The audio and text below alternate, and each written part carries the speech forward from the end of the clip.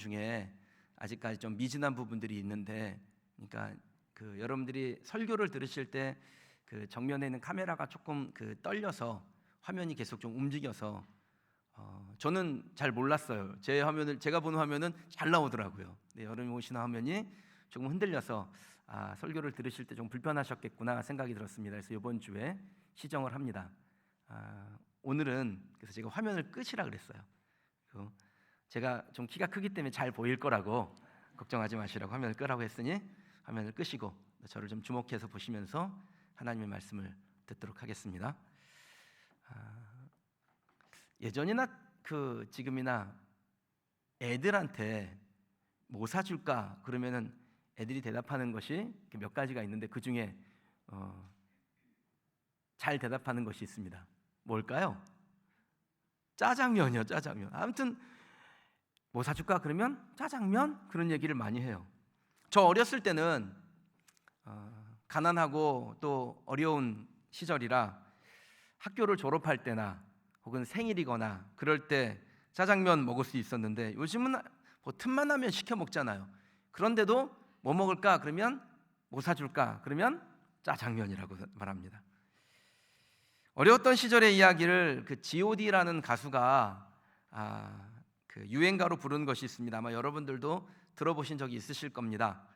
어머니라는 제목의 노래인데, 이 노래의 가사 중에 이런 가사가 있습니다. 어머니는 짜장면이 싫다고 하셨어. 이걸 제가 불러야 할까요? 어머니는 짜장면이 싫다고 하셨어. 랩이 돼요. 이게 가사인데, 노래 가사인데. 그런 노래가 있어요. 자녀를 사랑해서 아들에게 딸에게 짜장면을 사주시면서 자기는 괜찮다고, 자기는 원래 짜장면을 싫어한다고 말씀하시는 그 어머니의 마음이 담겨진 노래입니다. 그런데 이 노래에 나오는 어머니처럼 저희 어머니도 짜장면이 싫으신 분이셨습니다. 못 먹고 못 살던 시절에 다들 좋다는 짜장면이 왜 싫으셨겠어요? 좋으셨죠. 그런데 한 젓가락이라도 아들에게 더 먹이려는 마음에 저희 어머니도 짜장면을 싫어하셨습니다. 아마 자녀를 위하여 모든 것을 내어주고 싶어하는 여러분의 마음처럼 제 어머니도 여느 어머니 같으셨습니다. 영성이 있는 분들은 잘 아시겠지만 제가 효자입니다. 그래도 일부 예배는 아멘도 나오고 그러던데 이분은 좀 박하시군요. 제가 중학교 3학년 때 저희 어머니가 45살 되셨는데요, 45살 생일을 맞이해서 제가 어머니에게 선물을 좀 해드려야겠다라고 생각을 했어요. 그런데 돈이 없는 거예요. 그래서 학교를 제끼고 전단지를 돌리러 갔습니다. 그렇게 전단지를 돌려서 돈을 마련해서 어머니 선물을 사가지고 집에 돌아왔는데, 저희 어머니가 우리 이연민 여사께서 정말 고맙구나, 네가 엄마를 이렇게 생각해 주는 줄 몰랐다, 엄마는 지금 죽어도 여한이 없구나, 그렇게 말할 줄 알았는데 그날 정말 뒤지게 맞았습니다. 자녀를 키우다 보면요, 그 자녀가 내 마음에 쏙 드는 행동을 할 때도 있고, 또 자기 딴에는 최선을 다했다고 엄마 아빠를 기쁘게 한다고 일을 했는데 부모의 마음을 불편하게 할 때도 있지요. 지금 돌이켜보면 아마 그때 제 행동은 어머니를 기쁘게 하려고 했던 것이었는데 도리어 어머니의 마음을 힘들게 하고 실망을 안겨드린 일이었던 것 같습니다. 이 설교를 듣는 여러분들도 그 비슷한 경험을 하신 분들이 계실지 모르겠습니다. 부모의 입장에서 혹은 자녀의 입장에서 그와 비슷한 경험들을 하셨을 수 있습니다. 여러분, 어떻게 하면 부모님의 마음에 쏙 드는 행동을 할 수 있을까요? 그럼 간단합니다. 부모님이 뭐라고 하는지 잘 들으면 됩니다. 부모님의 말씀에 집중하고 있으면 부모님의 마음에 쏙 드는 행동을 할 수 있습니다. 그날 전단지 돌려서 돈 벌어 왔을 때 어머님이 제기하신 말씀은, 내가 언제 너한테 돈 벌어 오라고 했냐? 왜 엄마 마음을 그렇게 모르냐? 이게 무슨 말씀이에요? 어머니는 벌써 그 전에 저에게 충분히 어머니의 원하는 것을 말씀해 주셨다라는 거죠. 어머니의 마음을 기쁘게 할 수 있는 것이 무엇인지를 이미 말해 준 것입니다.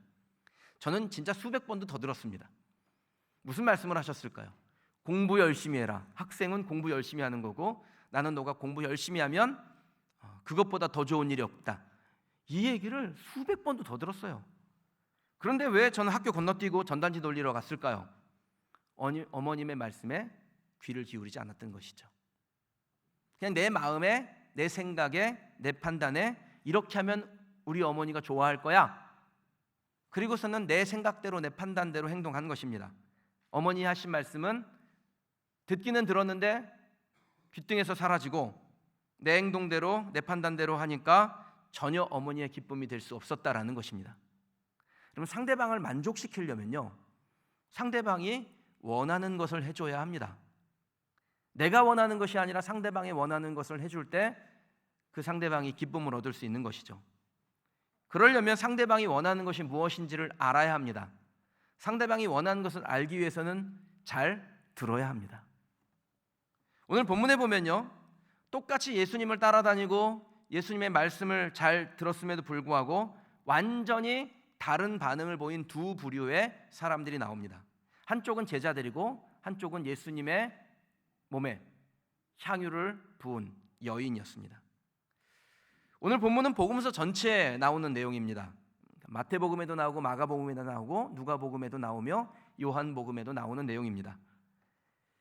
각 성경들을 종합하여 볼 때 이 여인의 이름은 마리아라는 사람이었고요, 그 여인이 예수님에게 부은 향유는 나드라는 향유였습니다.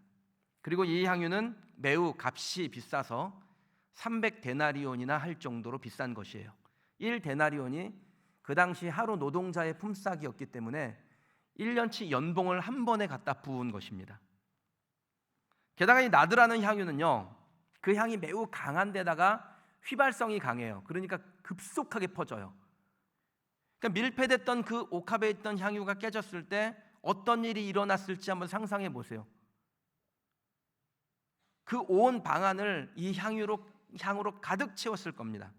그러니까 쓸데없는 일을 하다가 향유 깨는 거 못 본 사람도요, 갑자기 눈이 확 떠지는 거예요. 아니 이게 무슨 냄새야? 무슨 향이야? 누가 옥합을 깬 거야? 향유를 갖다 뿌린 거야? 난리가 났겠죠. 계산이 빠른 사람은 머릿속으로 계산기 딱 돌렸어요. 그리고서는 300데나리온이야 이거는, 그렇게 금세 알아챘습니다. 아마 이 여인의 형편을 아는 사람이었다면 비난했을 겁니다. 지 형편도 모르고 저걸 어떻게 벌었는데. 누가복음에 보면 이 여인을 향하여 죄가 많은 여인이라고 나오거든요. 그러니까 아마 이 여인은 자신의 몸을 팔아서 그렇게 먹고 사는 사람이었을 가능성이 큽니다. 그러니 어떻게 번 돈이겠어요? 그것을 아는 사람들이 어떻게 비난을 했겠어요? 그럼 예수님의 말씀을 전혀 듣지 못한 사람은 이런 말 할 수 있습니다. 또 그렇게 말하는 것이 당연할지도 모릅니다. 지금도 그렇게 말하거든요. 누가 헌금을 좀 많이 하면, 또 헌신을 하면, 봉사를 철저히 하면 믿음 없는 사람은 비슷한 얘기를 하기는 합니다. 그리고 충분히 이해도 됩니다. 예수님 모르니까요. 예수님에게 어떤 은혜를 받았는지 그는 모르기 때문에 그렇게 말할 수 있습니다. 형편껏 하라고, 분수껏 하라고, 감당 못할 짓은 하지 말라고 그렇게 말할 수 있습니다.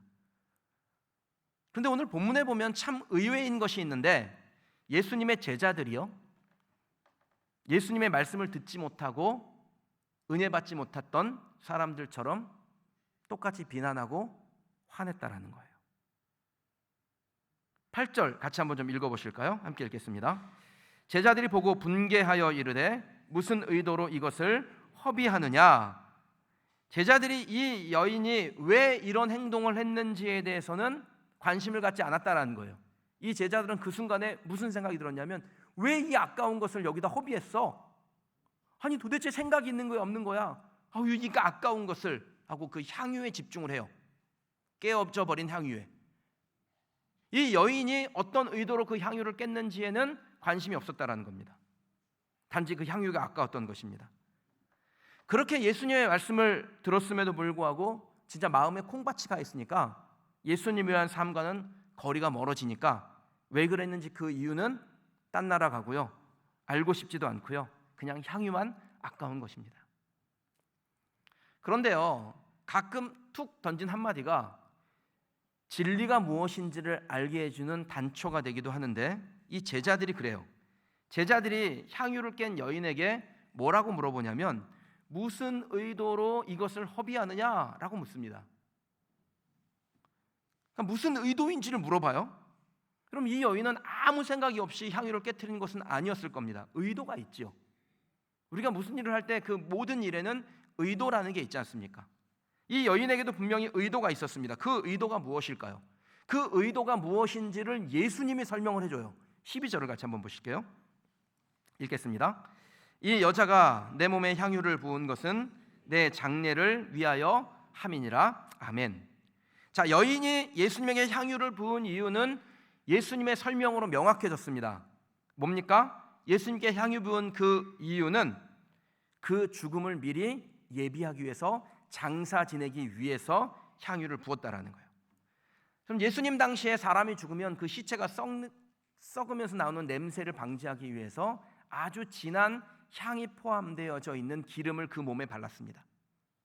그러니까 지금 사람이 죽으면 요즘은 다 그 영안실에 냉동고에 집어넣으니까 사람이 썩지 않아요. 그 상태를 유지해요. 근데 그 당시만 해도 그럴 수가 없잖아요. 그런 게 없잖아요. 그래서 예전에 우리는 관 놓고 병풍 치고 거기서 향을 피웠죠. 그 독한 향을 피워서 그 냄새를 막아내는 것이고, 이스라엘에서는 향유를 발라서 그 진한 향이 그 시체가 썩는 냄새를 이제 막아주는 것이죠. 이 여인이 예수님에게 부은 향유 나드는 그 당시 유통되던 향유 중에 최고로 가치가 있는 것이었습니다. 역사가 헤로도토스는 페르시아의 왕들이 주로 사용하는 이 향유가 나드였다라고 기록하고 있습니다. 그러니까 정리해 보면 이 여인은 자신의 전부를 들여서 향유를 샀어요. 그리고 그것을 예수님에게 붓는데 한 번에 다 부어버립니다. 이는 예수님에게 잘 보이려고 하거나, 혹은 그것이 좀 멋있어 보이거나, 혹은 자기가 좋아하는 것이 향유니까 그 좋아하는 것을 예수님께 드려야겠다라고 해서 주님께 드린 것이 아니라, 예수님의 설명대로 예수님의 죽음을 준비하기 위해서 그 죽음을 준비한 마음으로 장례 치르는 행위를 한 것입니다. 그것이 이 여인이 향유를 부은 의도예요. 자, 여러분에게 이제 중요한 질문 하나 좀 드리려고 하는데요. 이 여인이 어떻게 예수님이 죽으실 것을 미리 알고 장례를 준비한 것일까요? 예수님의 장례를 위하여 향유를 부었다면 이 여인은 분명히 예수님이 십자가의 죽음을 당할 것을 알고 있었다라는 것인데, 어떻게 알았을까요? 3년 내내 예수님과 먹고 마시면서 따라다녔던 제자들도 모르는 이 사실을 이 여인은 도대체 어떻게 알고 있었던 것일까요? 그럼 그 이유는 분명합니다. 예수님이 말씀하실 때 귀 기울여 듣고 그것을 가슴에 새긴 거예요. 제자들이 오늘 본문에서처럼 결정적으로 이상한 행동을 한 것은 예수님이 자신의 죽음을 전혀 알려주지 않거나 들어본 적도 없거나 몰랐기 때문이 아닙니다. 평소에 예수님은 이 제자들에게도 자기가 어떤 죽음을 당할지를 알려주셨습니다. 그런데 주의 깊게 듣지 않았던 거예요. 제자들이 십자가의 죽음에 대해서 전혀 몰랐다면 그럴만합니다. 그런데 그렇지가 않다라는 거예요. 증거가 있어요. 마태복음 16장 21절에 보면요, 이때부터 예수 그리스도께서 자기가 예루살렘에 올라가, 이때라는 것은 가이사라 빌립보에서 제자들이 예수님이 어떤 분이신지를 고백을 해요. 주는 그리스도시요 살아계신 하나님의 아들입니다라는 고백을 합니다. 그 고백을 들은 다음부터 예수님께서 십자가의 죽음에 대해서 제자들과 나누셨다라는 거예요. 많은 고난을 받고 죽임을 당하고 제3일에 살아나야 할 것을 제자들에게 비로소 나타내시니, 그러니까 알려주었다라는 거예요. 이게 증거죠. 그럼 예수님이 십자가의 죽음, 그리고 그것을 통해서 인류를 구속하시겠다는 이 위대한 계획은 예수님께서 향유를 부은 여인에게만 은밀하게 알려주신 것이 아니라는 겁니다. 예수님은 기회가 있을 때마다 제자들에게 미리 알려주셨어요. 근데 그 말씀을 들을 때 제자들의 반응이 어떠했습니까? 주여 그리 마옵소서, 그 일이 결코 주께 미치지 못하겠나이다. 심지어 베드로는요, 예수님을 야단을 쳐요. 주는 그리스도시요 살아계신 하나님의 아들입니다라는 고백을 했을 때 예수님이 기쁘셨어요. 그거보다 더한 기쁨이 없었을 겁니다. 제자 훈련의 보람 같은 것을 느끼셨을 겁니다. 그래서 내가 이제 이 제자들에게 비로소 좀 더 깊은 진리를 나눠야겠구나 라고 생각하시고 십자가의 비밀을 말씀하시는데, 제자들의 한결같은 반응은 주님 그렇게 하시면 안 됩니다. 그건 일어날 수 있는 일이 아닙니다. 베드로는 예수님에게 주님은 왕 되실 분이신데 무슨 그런 헛소리를 하십니까? 막 야단을 치는 거예요. 그런 소리 입 밖에 꺼내지도 마시고 우리만 믿고 주님 가실 길을 가시옵소서. 감춰진 말이 있죠. 주님 그러시면 어떡합니까? 주님 왕 되시면 우리도 옆에서 한 자리씩 차지할 건데. 주님의 삶은 주님을 위한 것이 아닙니다. 주님만을 위한 것이 아니라 우리를 위한 것입니다. 이것이 감춰져 있죠.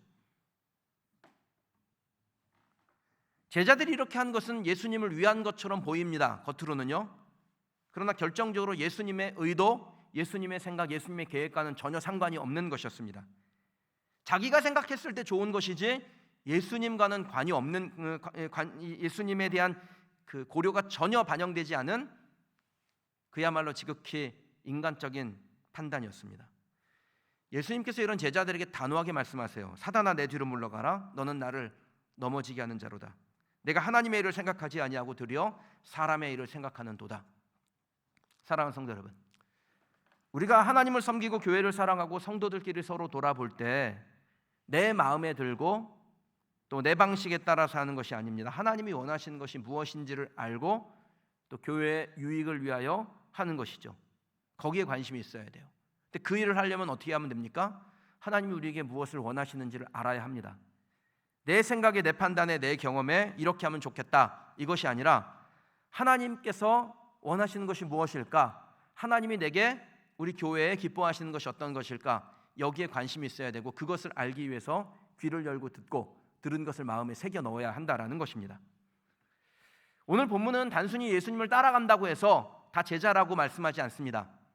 그러니까 지금 이 시대로 바꿔 말하면 교회 출석한다고 다 예수님의 제자가 되는 건 아니에요. 겉보기에는 다 따르는 것처럼 보입니다. 정말 예수님 생각하는 것 같고 사랑하는 것 같습니다. 그런데 예수님을 사랑하는 사람, 예수님을 따라가는 사람, 아니면 자기의 만족을 위해 사는 사람, 자기를 쫓아가는 사람은 완전히 다릅니다. 그 기준이 뭡니까? 하나님의 말씀이고요. 그 말씀이 얼마나 가슴 가운데 새겨져 있는지, 그것에 따라서 하나님을 사랑하는 사람, 자기 만족을 위해 사는 사람은 나누어지게 되어 있습니다. 주님을 위한 삶은 항상 예수 그리스도를 향한 삶이어야 합니다. 예수 그리스도께서 원하시는 것이 무엇인지를 알아야 해요. 자기 만족이 아니라 주님의 만족을 위해 사는 사람이 주를 위해 사는 삶입니다. 그리고 그런 삶을 위해서 우리는 주님의 말씀을 잘 들어야 하고 들은 말씀을 마음에 새겨야 합니다. 왜 전도합니까? 천국 가서 상급 받고 황금 면류관 쓰고 의의 면류관 쓰려고 전도합니까? 여러분, 전도 안 해도 여러분 황금 면류관 쓰세요. 의의 면류관은 여러분을 위해서 준비되어 있어요. 전도한다 그래서 그것을 받는 게 아닙니다. 이 땅에서의 헌신과 수고와 상관없이 우리는 예수 그리스도를 내 구주로 고백하며 하나님의 백성으로 이 땅을 살다가 주님 만나면 주님께서 우리에게 공로와 수고의 대가가 아니라 은혜로, 우리의 공로가 전혀 반영되어 있지 않은 전적인 하나님의 은혜로 우리에게 구원과 영생과 의의 면류관을 주시는 줄 믿습니다. 그럼 왜 그렇게 헌신하고 수고하고 전도하고 하나님 앞에 충성합니까? 예수 그리스도에게 무엇을 받기 위함이 아니라 이미 받은 것에 대해서 감사하기 때문에 하는 것입니다. 저는 저와 여러분들이 하나님께로부터 받은 선물에 대해서 감사하며 하나님께 충성하는 성도가 되시길 주님의 이름으로 축원합니다.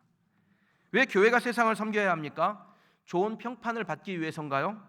아닙니다. 좋은 평판 못 얻어도 됩니다. 우리가 세상을 섬기는 교회가 되는 것은 주님이 우리에게 그렇게 말씀하셨기 때문에, 그것이 명령이니까 그거 하는 거예요.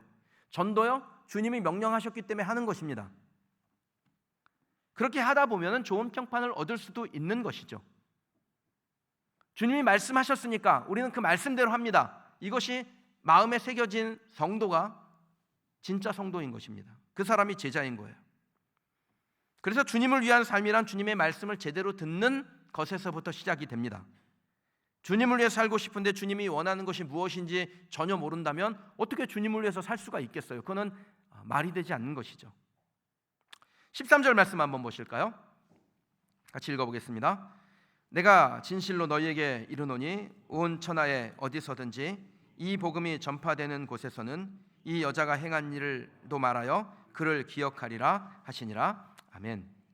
예수님께서 이 여인이 행한 일, 곧 주님을 위하여 살았던 그의 삶을 복음이 전파되는 곳, 교회가 세워지는 곳에서 기억될 것이라고 하셨어요.